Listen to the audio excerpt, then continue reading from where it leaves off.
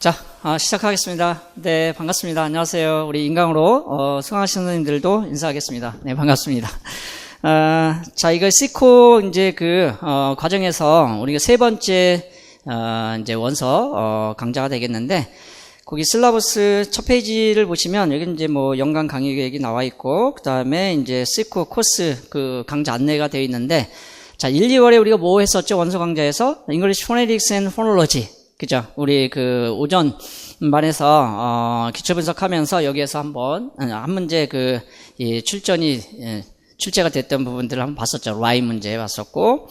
자, 그다음에 이제 3, 4월에 우리 English Syntax and Argumentation 바설스의 이제 통사론의 뭐 기본서 정도로 우리가 이제 생각할 수 있는 원서를 봤었고, 그 다음에 이제 오늘부터 하게 될 Transformational Grammar, 변형 문법이다, 또는 변형 생성 문법이다, 이렇게 이야기를 할 수가 있는데, 그러니까 Syntax and Argument, 싱규어리라고 하는 것이 약간 이제 기본서라면, 일반적으로 이 Transformational Grammar, 이 트포라고 하는 거, 여러분 별칭으로, 요거는 약간 굳이 구분하자면 심화 쪽에 더 이제 가깝다 이렇게 볼 수가 있겠고, 그 다음에 지금 오메가 코스에서 하고 있는 앤드류 카니의 신텍스 같은 경우는 최근의 이론까지도 이제 반영을 하고 있는 측면에서 보면은 좀 더 확장된 그러한 원서다 이렇게 볼 수가 있겠습니다. 그러면 이제 통사론에서는 English Syntax and Argumentation, Transformational Grammar, 그 다음에 Syntax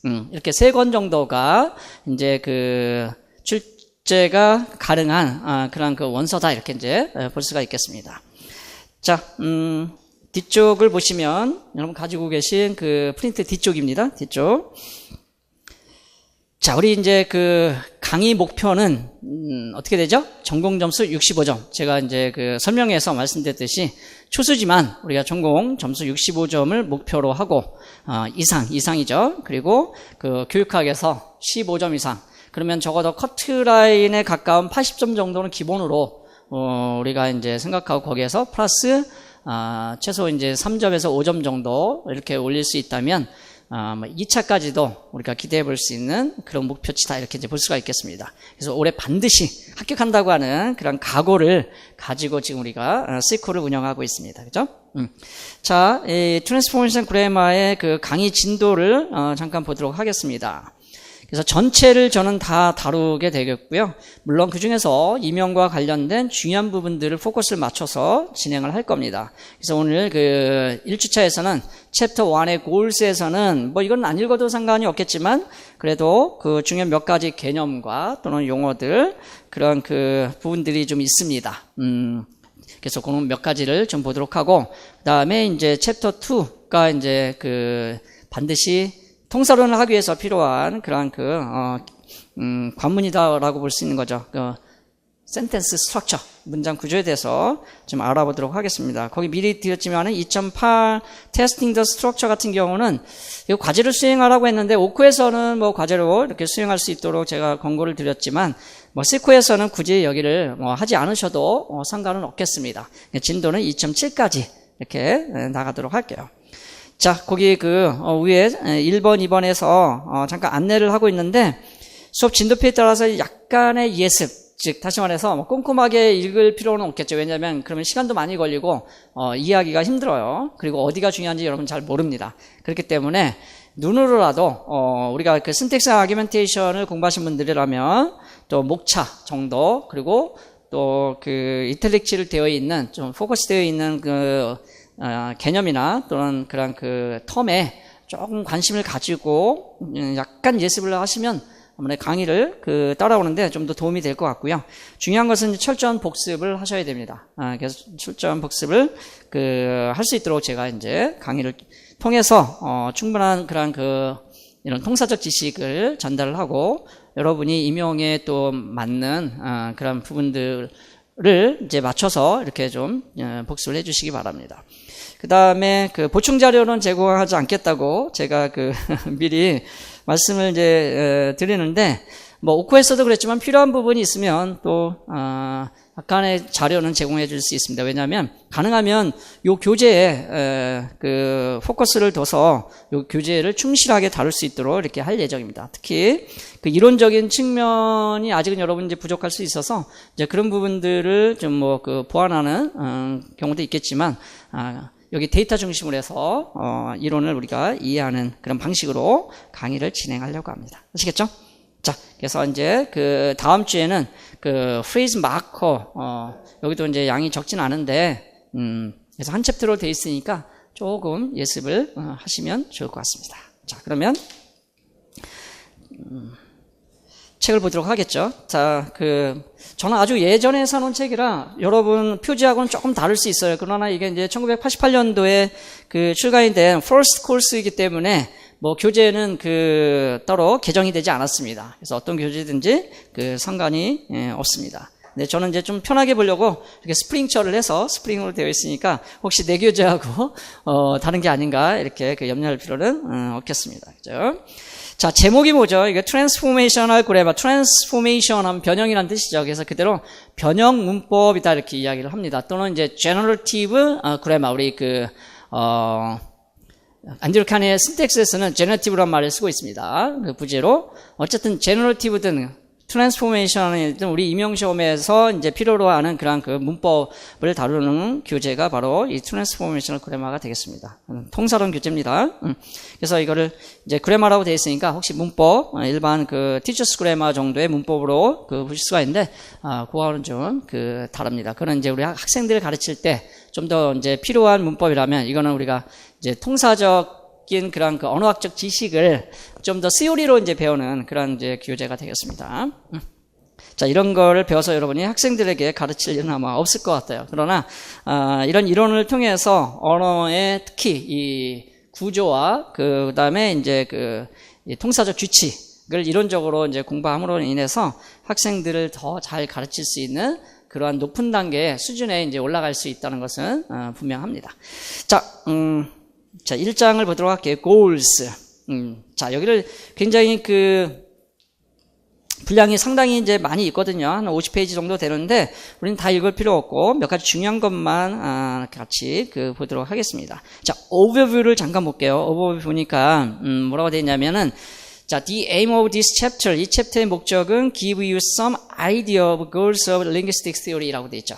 그래서 우리가 다루고 있는 이론은 바로 언어적 이론이 되겠습니다. 언어 이론의 목표에 대한 몇 가지 아이디어를 제공하는 거다. 이렇게 되어 있죠. 그리고 introduce you to some simple concept. 자, 그래서 여기는 몇 가지 컨셉을 우리가 같이 보도록 하겠습니다. 그러면 2장부터 이제 우리가 공부하게 될 부분들에 있어서 좀 더 쉽게 이렇게 접근을 할 수가 있을 것 같아요. 자, 1.2에 보면은 grammatical competence, 우리말로 하면은 문법 능력 이렇게 볼 수가 있겠죠. 자, 그래서 여기는 이 문법 능력이 뭔지를 밝히는 것이 이 linguistic theory다 이렇게 보시면 되겠습니다. 그래서 이 책에서 그런 것들을 지금 밝히려고 하는 거죠. 자, 그런데 여기 질문을 하나 지금 던지고 있습니다. 그렇죠? 우리가 어떤 공부를 할 때 왜 그 공부를 하는지에 대한 분명한 그런 이유가 있어야 될 거 아니에요. 그죠? 그래서 이유를 물어봐요. Why should we be interested in? 왜 우리가 관심을 가져야 되느냐? 소위 이렇게 어렵다고 하는 통사론에 자, the phenomena of language. 결국은 이제 이 문법이라고 하는 거 언어 현상을 기술하는 거거든요. 왜 거기에 우리가 관심을 가져야 되느냐? 라고 할 때 이 촘스키, 우리가 이제 여러분이 많이 들어봤을 텐데, 이 촘스키 언어학자의 답변을 가지고 우리가 왜 언어에 관심을 가져야 되는지에 대해서 한번 간단히 아이디어를 좀 생각을 해보려고 합니다. 자, 그랬더니 뭐라고 해요? For him, 그에게 있어서 the most fundamental reason, 가장 중요한 이유는 for studying language, 언어를 연구하는 데서 가장 중요한 이유는 뭐라고 했냐면 language is a mirror of the mind. 그렇죠? 이렇게 language. 제가 무슨 철학적으로 얘기를 하려고 하는 것도 아니고 그럴 위치도 아닙니다. 그러나 우리가 기본적인 그런 언어에 대한 연구를 할 때 기본적인 이유, 가장 중요한 이유에 대해서 한 가지 알고 가는 것은 이제 필요할 것 같아요. 자, 왜 이런 말을 했을까요? 촘스키 언어학자가. 정신이란 뜻이죠, 이거는. 휴먼 마인드. 인간의 정신의 그러한 그 거울이다. 우리가 이제 마음을 이야기할 때 눈은 마음의 창이다 이렇게 이야기를 하잖아요. 그러니까 이 마음이라는 것을 결국은 이거를 알고 싶은 거죠. 인간의 마음이라는 게 뭘까? 근데 그것은 뭐를 통해서? studying language, 언어를 통해서 인간의 그런 그 정수, 진수를 좀 알고 싶어하는 그런 차원에서 언어에 대해서 관심을 갖는다라고 이제 이야기를 한다는 거죠. 그래서 거기에 덧붙여서 we might hope to reach a better understanding, 그렇죠? 더 잘 이해를 하고자 한다 이런 얘기예요. 뭐에 대해서? of how the human mind, 그렇죠?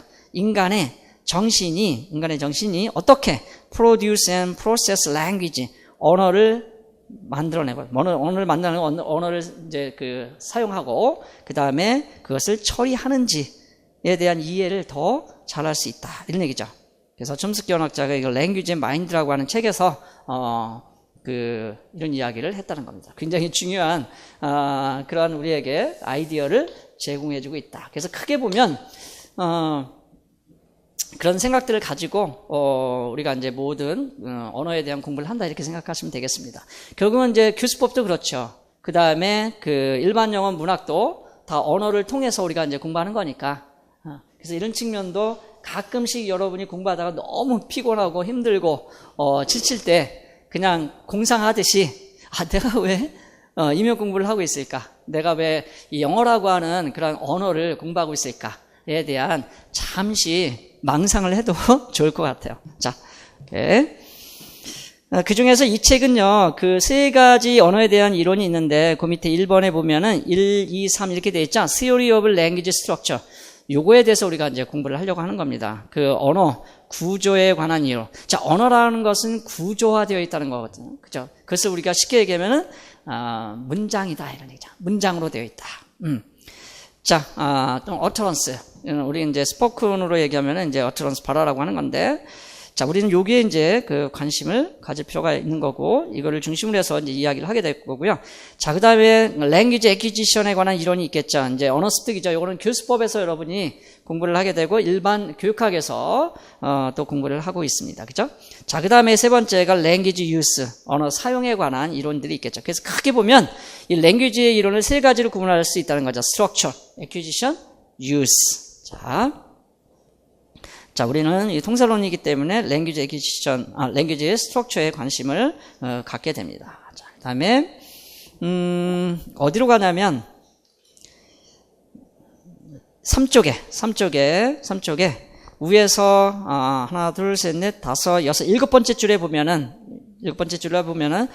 thus, 그래서 그래마라는 게 뭐냐, 문법이 뭐냐라는 이야기를 이제 우리가 해볼 수가 있는데, 여기서는 어떻게 이제 정의를 내리고 있냐면, 생각하고 있냐면, 자, grammar of language is model, 하나의 모델이다, of linguistic competence. 자, 여기는 competence하고 performance란 말을 설명하기 위해서 제가 잠깐 같이 보려고 하는 겁니다. 모델이다. 그래마라고 하는 것은 뭐에 대한 모델은 linguistic competence. 자, 밑줄가 보세요. 언어 능력이라는 거죠. 그러니까 language faculty라고 하는 거고, 이 언어 능력이 무엇인지를 보여주는 게 바로 이제 그래마라는 거죠. 누구의 언어 능력? fluent native speaker of the language. 그 언어 사용자의 유창한 그런 원어민 화자가 가지고 있는 이런 걸 무의식적인 지식이라고 하는 거예요. 그게 뭔지를 보여주는 게 그래마다. 이 그래마는 그런 차원에서 보면 굉장히 광범위한 의미에서의 그래마다 이렇게 이제 볼 수가 있겠습니다. 그래서 촘스키 언어학자는 이거를 용어를 좀 구분을 했습니다. 컴피턴스라고 하는 용어하고 퍼포먼스라고 하는 용어를 이제 구분했어요. 자, 그 밑에 보면은 컴피턴스, 이건 능력이라는 뜻인데 앞에 language가 생략됐다고 보면 됩니다. language competence is the speaker hearer's knowledge of his language. 그냥 간단하죠. 언어 능력이라고 하는 것은 뭐냐면 언어민 화자, 즉 또는 청자의 그런 언어적 지식, 이거를 컴피턴스다 이렇게 이야기를 하는 겁니다. 자, 우리가 어디에서 일을 하려면 사무 능력이라는 게 있어야 되잖아요. 그죠? 사무 능력이라고 하는 것은 이제 기술을 익혀서 내가 가지고 있는 추상적인 그런 능력이죠. 근데 그것을 어떻게 해요? 직접 내가 수행을 해야 되죠. 언어도 마찬가지라는 거예요. 우리가 머릿속에 있는 그러한 언어 능력을 그걸 수행하게 될 때 그래서 우리는 뭐라고 하냐면 language performance다. 언어 수행이다. 이렇게 얘기를 합니다. 그래서 뭐라고 얘기했냐면 performance is the actual use of language in concrete situation. 그쵸?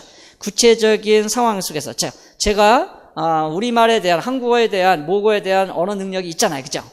지금까지 이제 엄마 뱃속에서 태어나가지고 언어에 대한 그런 언어가 습득을 통해서 언어 능력을 가지고 있어요. 그것을 지금 concrete situation, 요 구체적인 이 강단에 서가지고 이 강의실에서 지금 제가 뭐 하고 있어요? 수행하고 있죠. 그런 거를 퍼포먼스 이렇게 이제 구분한 거예요. 자, 그러면 그래마의 대상은 바로 뭐냐면 퍼포먼스가 아니라 컴피턴스라는 거예요. 통사론에서 그 컴피턴스를 밝히는 겁니다. 언어 사용 같은 경우는 주로 이제 이 퍼포먼스와 관련된 이론이겠죠. 그죠? 실제 언어 사용을 어떻게 하는지에 대한 퍼포먼스에 대한 이론일 것이고, 여기서 얘기하는 우리 신택틱 이 시오리는, 즉 그래마는 컴피턴스다. 이렇게 이제 우리가 이해를 해볼 수가 있겠습니다. 아시겠죠? 자, 그리고 밑에 이제 두 번째 문단에 중간 밑으로 내려오면 첨스키 distinguish two types of competence를 또 둘로 나눠요. 아마 여러분 교수법에서는 커뮤니케이티브 컴피턴스를 배웠죠. 그죠? 의사소통 능력. 그래서 네 가지로 다시 또 이렇게 구분을 하잖아요. 여기도 마찬가지로 여기서 말하는 영어 화자 청자의 그런 컴피턴스를 둘로 나눕니다. 하나는 grammatical competence, 다른 하나는 pragmatic competence. 그러니까 여기 grammatical competence는 이제 문법, 그러니까 소위 말하는 이제 언어 구조에 관한 그런 competence가 되는 거고, pragmatic competence는 요거야 뭐 언어 사용에 관한 거겠죠. 그죠? 자, 그래서 거기 다시 또 이렇게 얘기하면 the former belongs to the theory of language structure. 그죠? 문장 구조. 통사론은 우리가 이제 문장 구조론이라고 또 번역합니다. 그 얘기는 뭐냐면 문장 구조에 대한 언어면 화자들의 능력이 뭔지 그거를 이제 밝히려고 하는 거죠. 자, 그다음에 다른 하나는 즉 pragmatic competence 뭐냐? theory of language use. 언어 사용에 관한 이론이다. 이건 우리가 다루지 않습니다. 오케이. 자, 그럼 다시 정리하면 linguistic competence 또는 language competence는 grammatical competence하고 pragmatic competence를 다룬다 이런 얘기죠. 자, 그러면 grammatical competence라는 게 뭐냐? 이 이야기를 또 우리가 안 해볼 수 없죠. 자, 넘겨보면은 두 번째 문단 위에서 둘, 넷, 여섯, 일곱 번째 줄 되겠네요. 그죠? 자, 그래서 두 번째 문단에 보면 the native speaker's grammatical competence is reflect 어디에 반영되어 있냐면 two types of intuition. 자, 이 말이 나오네요. intuition 하면 뭐죠? 직관이란 뜻이에요. 직관. 직접 눈으로 관찰해서 볼 수 있는 것을 우리가 intuition. 그냥 하도 이게 이제 중요한 용어이기 때문에 우리가 직관이란 말 대신에 그냥 intuition이라는 말을 그냥 자연스럽게 씁니다. 그래서 이거는 직접. 이 관자라는 게 이제 볼 관자거든요. 직관. 눈목자가 이렇게 들어가시네. 그죠? 직접 보고 느끼는, 그러한 우리말로 하면은 이게 직관이지만 느끼는 그러한 깨달음, 거기서, 느껴서 아는 것, 이런 것을 우리는, 직관이다. 이렇게 이야기를 하고, 여기 gut feelings란 말을 써요, 이게. 결국은 또 이게 뭐냐면, gut feelings. 그냥 몸으로 바로 그냥 느끼는 거죠. 몸으로 느끼는 거. 직감이라고 하죠, 이거. 직감. 직접적으로. 직감.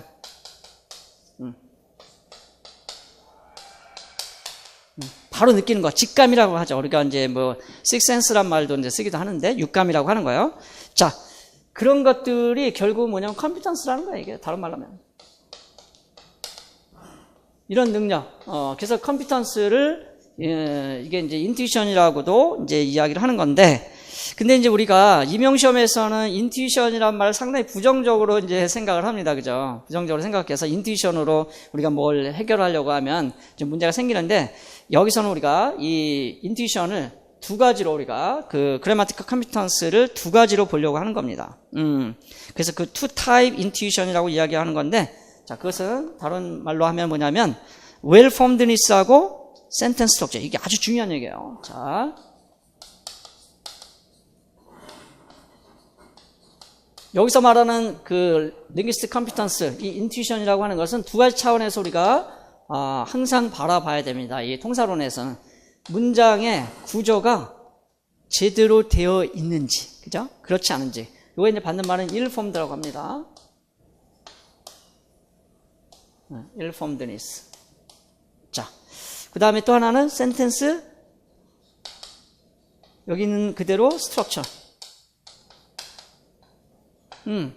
문장의 구조에 관한 그런 인투이션, 직관이 있다는 거죠. 자, 그거는 구체적으로 이제 이런 것들이 무엇인지에 대해서는 이따가 스트럭처에서 우리가 보도록 하겠습니다. 자, 그 워러민 화자가 가지고 있는 인투이션은 둘로 우리가 나눌 수가 있다. 그 인투이션을 우리가 이제 컴피턴스라고도 이제 이야기를 하는 건데, 랭귀지 컴피턴스를 둘로 이제 두 개의 인투이션을 나눴잖아요. 하나는 웰폼디니스에 대한 인투이션, 다른 하나는 센텐스 스트럭처에 대한 인투이션. 그래서 저는 오크에서도 이야기를 했지만, 인투이션을 우리가 부족하죠. 인투이션이 부족하단 말이에요. 우리 원어민 하자가 아니기 때문에. 또 원어민 하자를 하더라도 이론적으로 공부하지 않으면 내가 어떤 인투이션이 있는지를 디스크라이브 할 수가 없어요. 그러니까 우리는 이 교재를 통해서, 이 교재가 좋은 이유 중에 하나는 뭐 이론을 아주 잘 설명하거나 그러지는 못해요.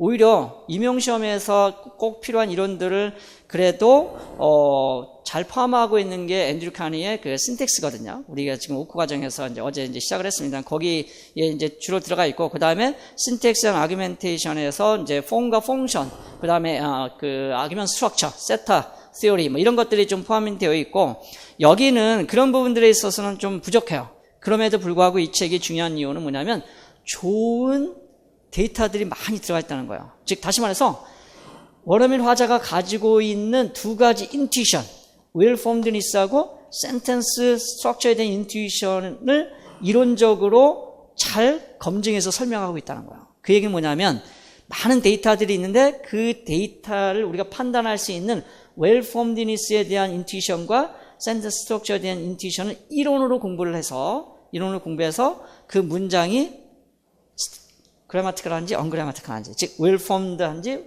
일폼드한지를 우리가 판단할 수 있고, 그 문장 구조에 대한 이해를 이론을 통해서, 데이터 분석을 통해서 우리가 쉽게 접근할 수 있다는 거예요. 그래서 이 교재는 실제 그래서 여기 있는 많은 데이터들이 임용시험에 출제가 됐던 겁니다. 자, 요번에 TPCP 문제는 뭐 구체적으로 앤드류 카니 신텍스에서 이제 출제가 됐지만 여기에도 그 데이터가 그대로 들어가 있습니다. 또 그 이야기가 어느 정도 포함이 되어 있어요. 자, 그러면 앞으로는 저는 이걸 가능하면 긍정적인 의미로 사용을 하겠습니다. 그때 말하는 긍정적인 의미는 대충 이럴 거야 라고 하는 직관이 아니고, 요거 웰폼드니스하고 센텐스 스트럭처를 이제 시오리로 요거로 접근을 해서 시험 문제에서는 그렇게 나오거든요. 아이덴티파이 하라. 이것이 그래마티컬리티, 언그래마티컬한지 그 다음에 그래마티컬한지를 먼저 판단을 해줘야 돼요. 근데 거기서 판단을 잘못해버리면 다 감점이 되는 거예요. 점수 못 받죠. 그리고 나서 다음에 이제 이유를 설명하다거나 뭐 그 분류를 하라거나 뭐 이런 이야기가 나오기 때문에 그거에 대한 이러한 그 웰폼드니스에 대한 그런 판단을 할 수 없으면 굉장히 이제 불이익을 당할 수밖에 없는 거죠. 자, 그런 차원에서 이 교재를 우리가 공부하도록 하겠습니다. 자, 그러면 여기서 좀 더 구체적으로 들어가려고 그래요. 이 컴피턴스라고 하는 측면을 좀 더 이제 자세히 들여다보면 거기 데이터가 3번 데이터 있죠. 3번 AB 데이터 위쪽으로 하나, 둘, 셋, 넷, 다섯, 여섯 번째 줄에 올라가면 이탈릭체로 뭐라고 되어 있냐면, 인투이션은 다시 그 언어적인 측면에서 우리가 그 모폴로지, 그러니까 포놀로지, 모폴로지, 뭐 신텍스, 시멘틱스, 프라그멘틱스 있잖아요. 첫 번째 포놀로지컬 컴피턴스라는 게 있죠. 자, 소리에 대한 그런 그 의문에 대한 이런 그 언어 능력이 있다는 거예요. 자, 우측에 그 오쪽에 두 번째 문단에 보면은 morphological competence라고 되어 있습니다. 자, 요거를 이렇게 표시를 하면 좋을 것 같아요. 거기 4쪽에 phonological competence 옆에다 1번이라고 이렇게 표시를 해줍니다. 자, 그러면 이 언어 능력을 다시 크게 몇 가지로 이제 구분하려고 하는데, 첫 번째가 phonological competence. 자, 그 다음에 5쪽에 두 번째 문단에 보면은 morphological competence. 그럼 여기는 이제 여백이 우측에 있으니까 여기다가 2번 이렇게 표시하면 되겠죠. 좀 더 우리가 분류해서 볼 수가 있습니다. 자, 그 다음에 이제 세 번째 문단에 밑으로 쭉 내려오면은 the native speaker's semantic competence라고 되어 있죠. 의미. 의미적 능력이 있다. 의미 능력이 있다. 자, 그 다음에 넘겨보시면은, 자, 두 번째 문단에 세 번째 줄에 가운데 보면은 syntactic competence라고 되어 있죠? 자, syntactic competence 4번. 자, 통사적 능력이라는 게 있다. 통사적 능력이라는 게 있다. 자, 요까지 이렇게 보려고 합니다. 그러면 그 language competence는 크게 몇 가지로 구분하고 있어요? 네 가지. phonological, morphological, 그 다음에 semantic, syntactic. 자, 요 네 가지 측면에서 한번 구체적으로 어떤 능력이 있는지를 지금 그 어떤 직관을 가지고 있는지를 지금 보여주려고 하는 거예요. 자, 그럼 하나씩 보겠습니다. 다시 4쪽으로 와서 3번 데이터를 보세요. 3번 데이터를 보면은 this is grammatical sentence. 자, 이게 자연스러운 그런 발음이고 자연스러운 강세가 주어진 그런 그 형태로 제가 이제 발음을 했죠. 그러니까 3A처럼 이렇게 발음을 할 수 있는 능력이 있다는 거지. 물론 인토네이션도 여기에 이제 해당이 됩니다. 포놀로지컬 컴피턴스라고 하는 것은 뭐 스트레스, 인토네이션 또는 이제 발음 뭐 이런 것들을 다 이제 여기 해당이 되는 거죠. 소리와 관련이 있는 거죠. 수프라 세그먼트라고 하는 거죠. 수프라 세그먼트 그런 컴피턴스가 되겠습니다. 굳이 이제 그 얘기를 하면 근데 3B처럼 이렇게 하지는 않는다는 얘기죠. This is a grammatical sentence 이렇게는 안 하죠. 어색하잖아요. 그러니까 그 얘기는 뭐냐면 누구든지 3A처럼 이렇게 발음을 할 수 있다는 것은 이 포놀로지컬 컴피턴스가 우리 머릿속에 있다라는 걸 지금 증거한다 이렇게 이제 보면 되겠습니다. 그렇죠? 이 데이터는 전부 다 언어적 능력을 증거하는 차원에서 제시를 하고 있는 거예요. 또는 그 이론을 주장하기 위해서 제시하고 있는 거죠. 자, 이제 두 번째는 뭐라 그랬어요? 두 번째는 morphological competence가 있다 이랬죠? 자, 그럼 morphological competence는 뭐냐면 읽어볼게요. is reflected in native speakers' intuitions about morphological well-formedness and structure. 자, 여기도 보세요. 결국은 여기다가 morphological competence 또는 phonological competence 했지만 이것도 두 가지죠. well-formedness와 그 다음에 structure. 그러면 phonological competence도 well-formed 뭐가 될까요? well-formedness하고 그 다음에 phonological structure.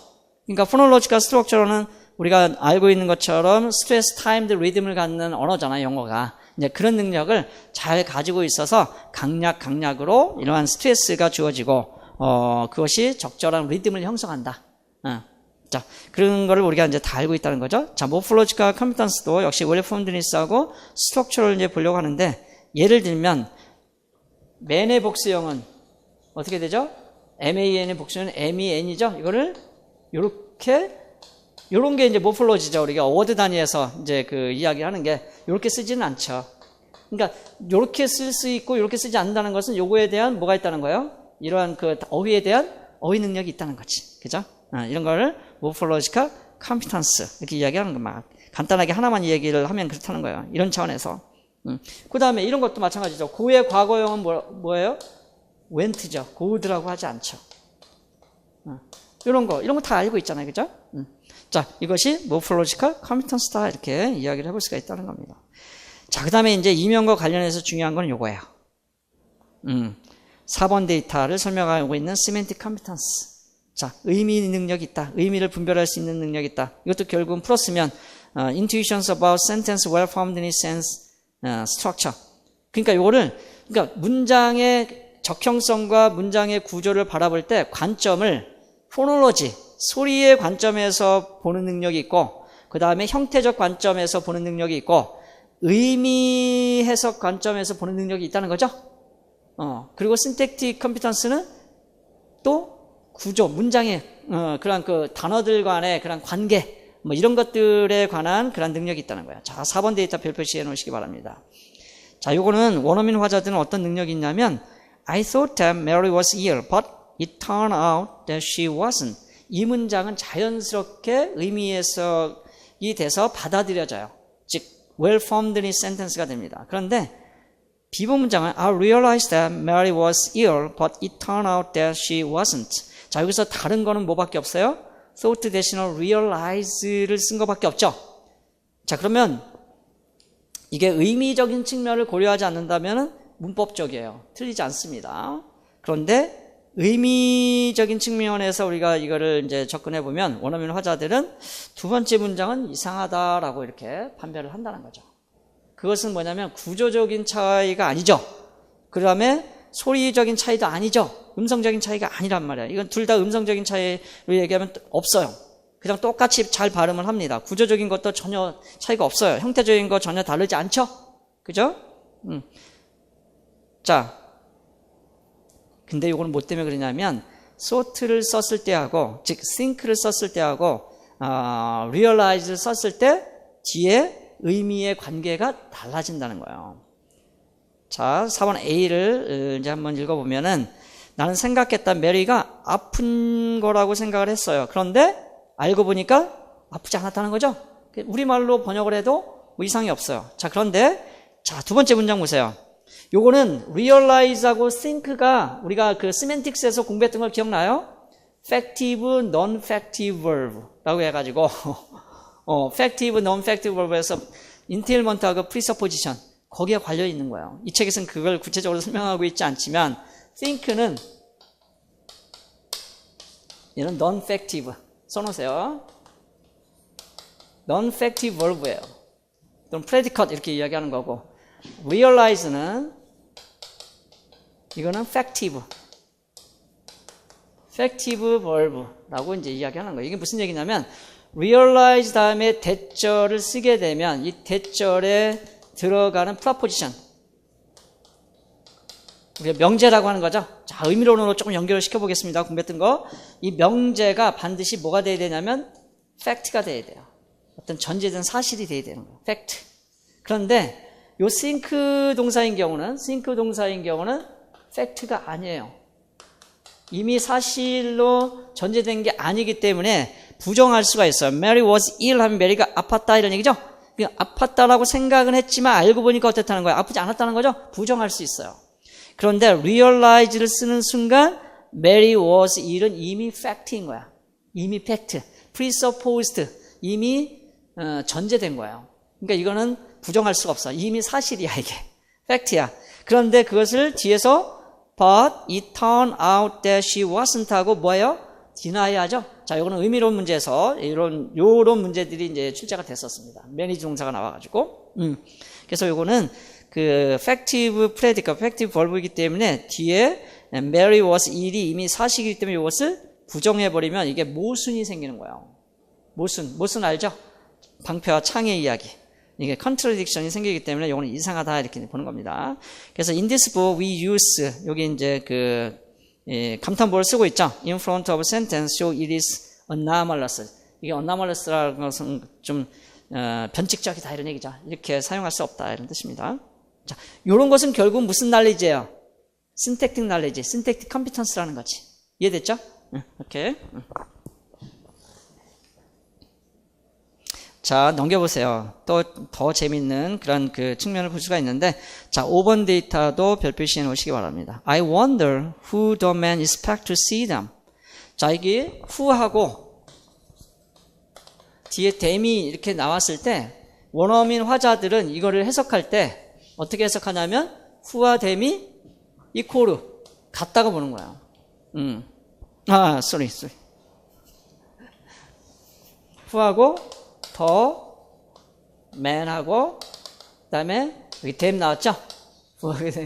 요거하고 더 man하고 여기 그 them이 복수니까 them을 받았겠죠? 이게 같은 레퍼런트를 갖는다 이렇게 얘기해요. 같은 지체다. 그렇게 해석을 이제 그 누구든지 이렇게 한다는 거예요. 그것은 결국은 의미 해석에 대한 그런 컴피턴스가 있기 때문에 가능한 거죠. 자, 근데 두 번째 문장은 the man expect to see them 할 때 이거 똑같이 the man인데 요때 the man하고 뒤에 나오는 them은 같은 레퍼런트가 아니다라고 보는 거죠.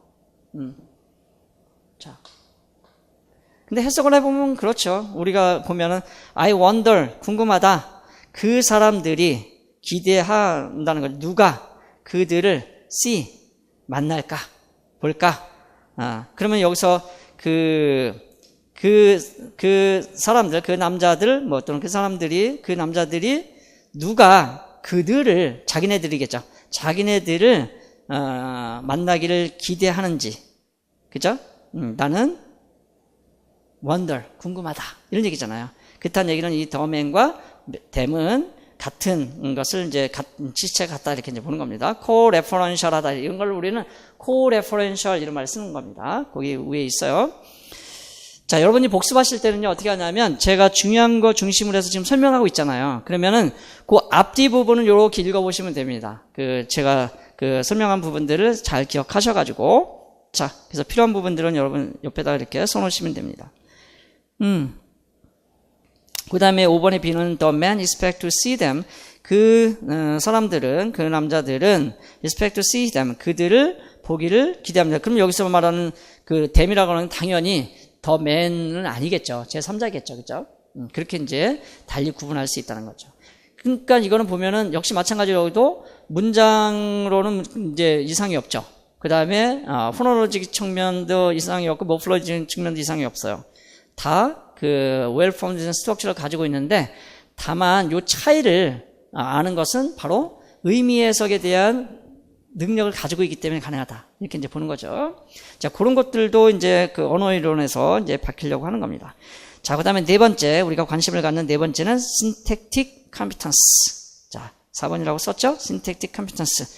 이제 통사적 능력이 있다는 거죠. 이것도 역시 다른 말로 하면 syntactic well-formedness하고 syntactic structure에 관한 그런 능력이다 이런 얘기예요.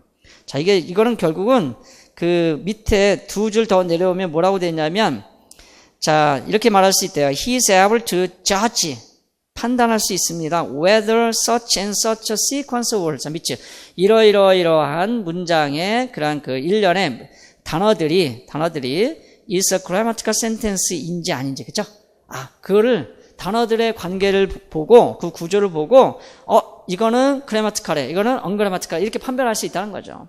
자, 예를 들면 6번의 A, B, C, D에 보면은 자, 100만 빼면 다 똑같죠. I gave the car to him. 근데 이 백이 이 부사가 어느의 위치에 오느냐에 따라서 그래마티컬하기도 하고 언그래마티컬하기도 해요. 그러니까 단어들의 이제 관계를 이제 우리가 볼 수가 있는 건데, 그래서 6 A, B, C, D는 다 이거는 well-formed 된 그런 구조를 갖습니다. 그러니까 I gave back the car to him. I gave the car back to him. I gave him back the car. I gave him the car back. 그쵸? 이 백의 위치가 이렇게 다양한 위치에 올 수 있다는 건 아마 우리가 쉽게 볼 수 있는 문장은 아니죠. 근데 우리도 발음을 해보고 느껴보면 어느 정도는 아주 이상하거나 그렇진 않다는 거를 이제 이 gut feeling으로, 직감으로 그래도 느낄 수가 있어요. 근데 7A, B는 좀 이상하죠. I gave the car to him back. I gave back him the car. 자, 저도 이렇게 머뭇거리는 이유는 뭐냐면 자연스럽게 읽히지 않는다는 거예요. 그것은 이 백하고 다른 단어들과의 그런 관계가, 그러니까 문장 구조라는 건 또 단어들 간의 구성소 간의 이제 관계거든. 그런 것들이 좀 뭔가 이상하다. ill-formed 되어 있다. 이것은 결국은 뭐냐면 synthetic knowledge가 있다는 거예요. synthetic competence가. 문장 구조에 대한 것을 이제 무의식적으로 가지고 있다는 거죠. 이거는 좋아, 이거는 좋지 않아, 이상해. 이런 판별 능력이 있다는 거지. 자, 그런 걸 밑에서 두 번째 줄에 보면 gut feelings란 말을 그냥 편의상 이렇게 쓰고 있고요. 자, 그 다음에 6번이 시험에 나올 가능성은 없는데, 그래도 이 백의 그런 위치가 어느 정도는 well-formed 되어 있는 위치를 이렇게 좀 익혀두시고, 그 다음에 9번 데이터가 이제 중요합니다. 별표시 9번. 요거는 우리가 이제 ambiguous한 그런 문장이거든요. 이게 뭐냐면, you could not go to her party.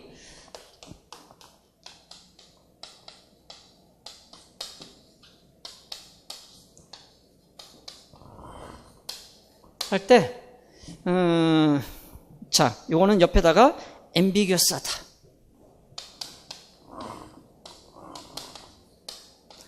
자, 이 ambiguous하다고 하는 것도 원어민 화자들이 가지고 있는 그런 이 synthetic knowledge에서 오는 거예요. 이 synthetic knowledge라는 건 뭐냐면, synthetic competence라는 건 뭐냐면, 단어들의 관계가 어떻게 형성이 되느냐, 그거를 안다는 거거든요.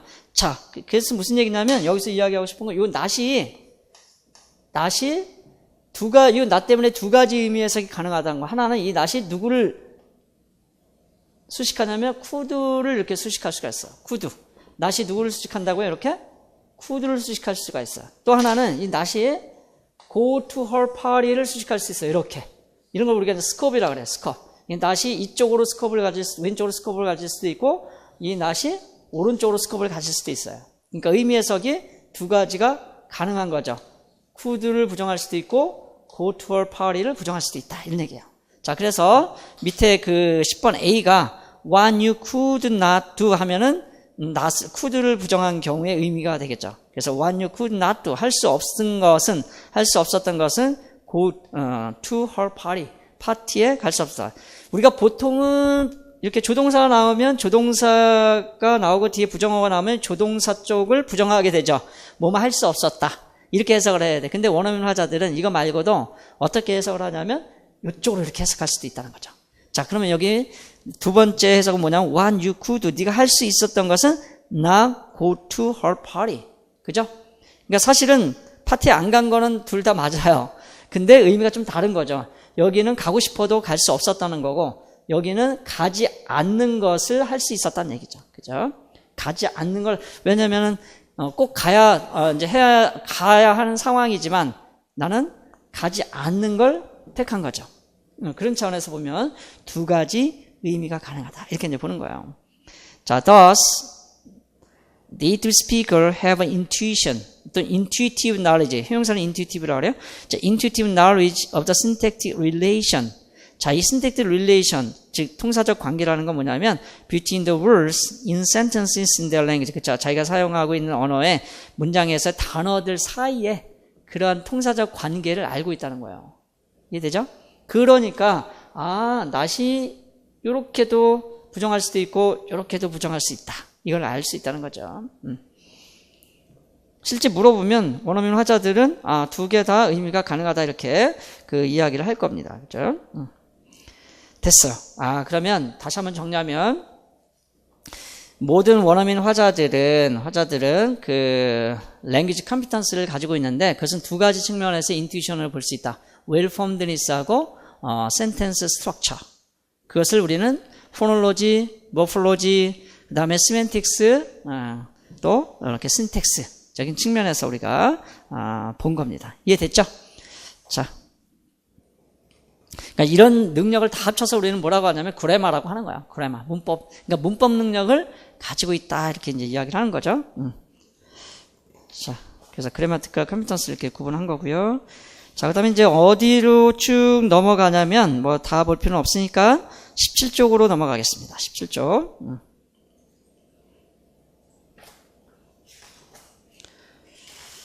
자, 17쪽에 보면은 뭐라고 되어 있냐면 1.4에 competence as infinite rule governed creativity. 자, 여기 뭐 내용을 굳이 볼 필요는 없겠고 요 그 목차가 뭘 얘기하려고 하는지만 좀 설명을 드릴게요. 네. 자, 컴퓨터는 능력이라고 그랬죠. 근데 이 능력이라고 하는 것은 뭐냐면 우리는 언어의 특성 중에 하나는 창조성이라고 그랬어요. 창조성이라는 건 뭐냐면 내가 전혀 듣지도 못했던 문장들을 규칙에 의해서 만들어낼 수 있는 게 이제 창조성이거든. 그 창조성 중에서 이제 우리가 소위 이제 recursiveness, 이 귀환성이라는 부분이 그 있다고 했었는데, 근데 거기는 이게 모든 문장이 여기 infinity니까 infinite, 무한의 무한적인 rule governed creativity. 여기서 말하는 무한이라고 하는 것은 creativity를 이제 수식하는 겁니다. 근데 그것은 결국 뭐로 되어 있다? rule governed, 규칙 지배적이다 이런 얘기죠. 그러니까 사실은 또 쉽게 얘기하면 문장 구조에 대한 규칙을 우리는 뭐라고 한다? 그래마다 이렇게 이제 좀 더 이제 협의적으로 좀 좁은 의미로 그렇게 이야기를 해볼 수가 있는 거예요. 그런 차원에서 우리가 이 능력이라고 하는 것은 결국은 다 rule governed 되다. 그러면 이 통사론 학자들, 즉 언어학자들은 뭐를 찾으려고 노력할까요? 이 언어 능력에 어떤 룰이 있는지, 그죠? 그거를 기술한 게 웰폼드니스하고 센텐스 스트럭처적인 측면에서 기술한 게 신택틱 스토리예요. 그게 통사 이론이라는 거야. 이해되셨죠? 자, 그런 것들을 우리가 하나씩 이제 공부하게 됩니다. 그래서 뭐 레이징에 대한 거, 컨트롤에 대한 거, 세터롤에 대한 거, 바인딩에 대한 거, 뭐 이런 것들을 우리가 이제 그 공부를 하게 되는 거예요.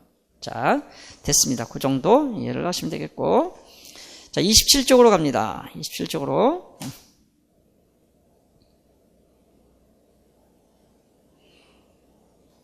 자, 그 27쪽에 보면은 1.6에 그 레블스 에더커스인데, 에더커스를 제가 여기서 얘기하려고 하지는 않을 거예요. 하지는 않겠습니다. 오크에서는 이제 좀 더 자세하게 설명을 했었는데, 여러분 이제 실코반이고 굳이 거기까지는 알 필요는 없을 것 같아서. 자, 그런데 거기 보니까, 두 번째 줄에, grammar라는 말이 있어서 한 번 더 보려고 하는 거예요. 자, grammar is a model of the grammatical competence. 그쵸? 이 문법이라고 하는 것은 이 문법 능력을 보여주는 거거든요. 뭐에 대한 문법 능력이냐면 native speakers of language. 그쵸? 결국은 이 grammar라고 하는 것은 comprise a finite system of rule. 자, 밑줄 없어요. finite system of rule. 이게 뭐냐면 우리가 룰을 얘기할 때는 finite란 말을 많이 씁니다. finite. 이 발음도 이거는 finite나 뭐 이렇게 발음하지 않죠. finite죠. 근데 여기 이제 in이 붙으면 infinite 이렇게 되는 거예요. 자, in이 붙으면서 발음이 또 바뀌죠. 자, finite rules. 룰은 한정되어 있다는 거야, 이게. 언어 능력은 무한하죠. 언어 능력을 가지고 문장을 만들어내는 것은 무한한 문장을 만들어냈어요. 이게 창조성이라고 하는 거예요. 창조라는 건 뭐예요? 계속 뭘 만들어낸다는 거잖아요. 근데 그 만들어내는 원천이 뭐냐면 룰이라는 거거든. 근데 룰은 한정되어 있다는 거야. 이게 한정이 되면 될수록 언어 습득을 잘 설명할 수 있다고 이제 보는 거거든요. 그래서 그거에 대한 그런 그 문법을 세 가지로 여기서 이제 구분을 하려고 하는 거예요. prescriptive, descriptive, 뭐 explanatory 이제 그 그래마라고 해서 그래서 그 가장 수준 높은 그래마가 이제 그 설명적 타당성을 갖는 그래마라고 해서 explanatory 그래마라고 하는 건데 어쨌든 이 문법이라고 하는 것은 finite 룰로 되어 있다. 뭐 그거를 기억을 해두시면 되겠습니다. 자. 근데 그 finite 룰이라는 것은 which 뭐냐면 generate. 여기 나오네. generate. 이런 말을 많이 써요. generate. 생성해낸다. 그래서 생성 문법이라고도 하는 거예요. 자, 생성한다는 것은 무슨 얘기냐면 이걸 풀었으면 이거예요. specify. 구체적으로 설명해준다. specify란 말도 참 많이 씁니다. specify란 말은 구체적으로 설명해준다. 구체적으로 기술해준다. 이런 뜻이에요. 뭐를? how, to form, interpret, and pronounce. 자, 뭐를 설명해주자면은 형성하고, 해석하고, 발음하고, 뭐를? the infinite set of well-formed sentence structure. 자, 여기 보니까 sentence structure는 뭐하다고 해요? infinite하다. 무한해. 그러한 그 적형의 문장 구조를 우리가 형성하고, 그거에 대한 의미적으로 해석하고, 그것을 그 의문적으로 발음하고, 이런 것들을 generate하는 그런 그 finite set of rule이 결국은 그래마다 이렇게 이제 이야기하고 싶은 거예요. 자, 이해됐죠? 조금 어려울 수 있는데, 자, 이 그래마라는 것은 그런 차원에서 우리가 이해를 해볼 수가 있다. 자, 이제 35쪽으로 가보겠습니다. 35쪽. 그래도 시간이 조금 더 걸리네요. 35쪽. 이렇게. 자, 35쪽에 가면은 여러분이 아마 교수법이나 뭐 교육론에서 이제 배웠던 그런 내용들이 나오는데, 이게 중간에 보면 뭐가 있죠? Language Acquisition Device, LAD라고 이제 보통 이야기를 하죠. 언어 습득 장치 이렇게 번역을 하죠. PLLT나 뭐 TBP 같은 데 보면 PLLT에서 이런 용어들이 나오죠. 자, Language Faculty라고도 하는 겁니다. 이거는 이제 언어 능력이라는 뜻이죠. Faculty나 Competence랑 다 같은 능력이라는 뜻인데, 자, 다른 말로 하면은 Language Faculty. 자, 그러면서 그 밑으로 쭉 내려오면 뭐라고 되어 있냐면 한 4-5줄 내려오면 Chomsky argue 이렇게 나오죠? 촘스키는 주장합니다. 자, Structural Dependence Principle. 자, 밑줄가 없어요.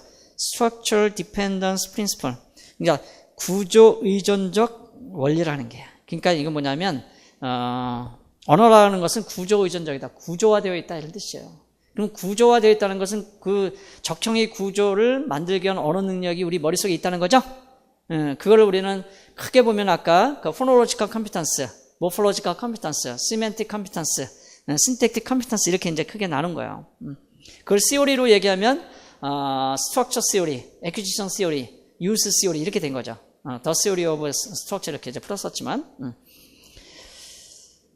자, 그걸 풀었으면 무슨 얘기냐면 structural dependence principle이라고 하는 것은 which specify 설명해 준다 이런 얘기죠.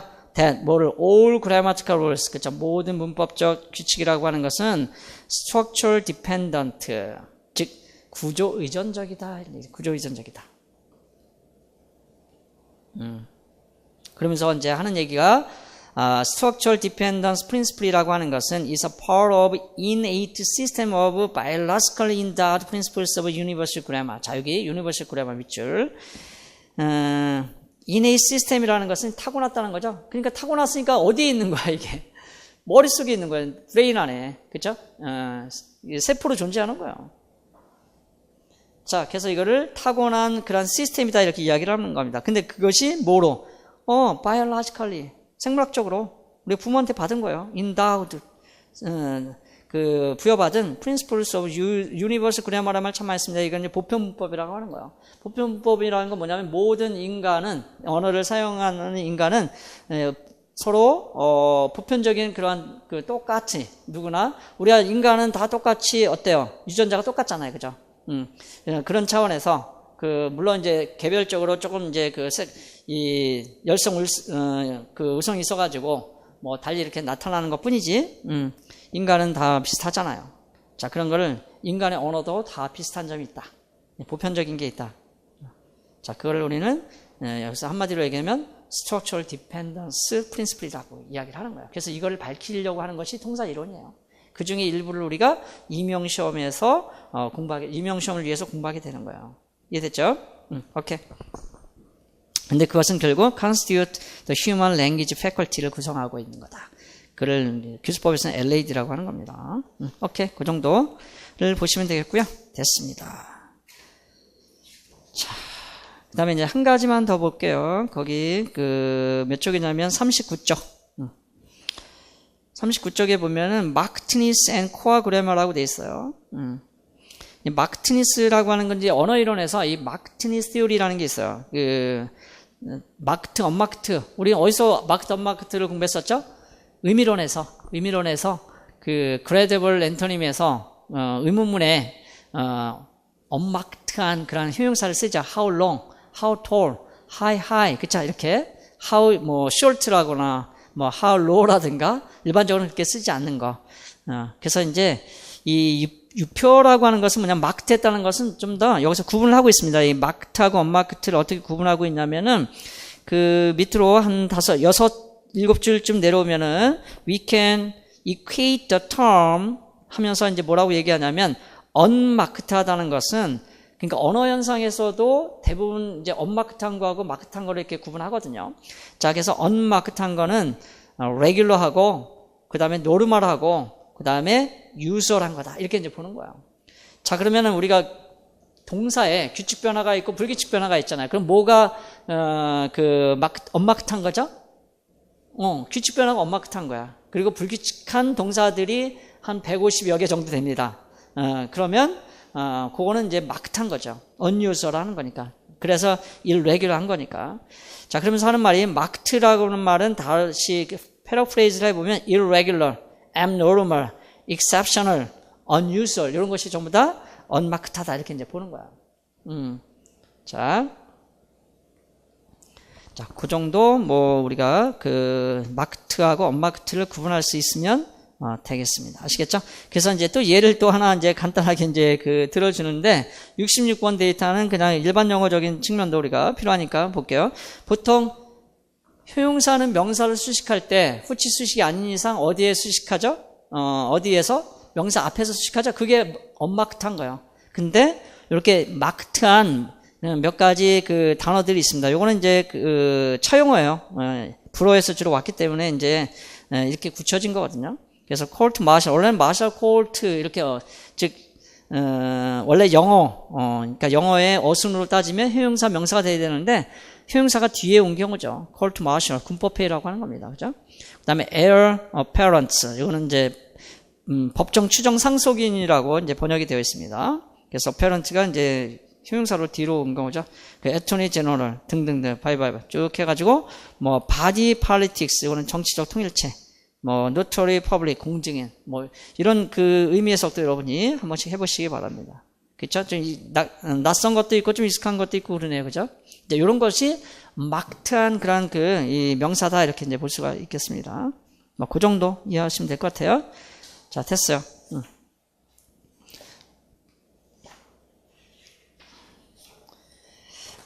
그래도 거의 한 50분 정도 시간이 지났군요. 근데 이 골이라고 하는 부분을 지금 한 49쪽이나 이제 거의 40쪽, 50쪽 가까이 이제 할애하고 있는데 우리가 이런 것까지 다 이해하기는 참 어려워요. 사실 이 앞부분을 이해하는 것은 어느 정도 수준이 있어야 되는 거예요. 그래서 여러분 이해하기가 좀 다 어렵기 때문에 중요한 몇 가지만 이제 설명을 드린 거니까 그래도 이 정도는 좀 알고 우리가 지나가면 좋겠다 이런 생각이 들고요. 자, 이명의 직접적인 더 관련이 있는 것은 이제 2장의 스트럭처부터 봅니다. 여기서부터 잠깐 쉬었다 할게요. 오케이.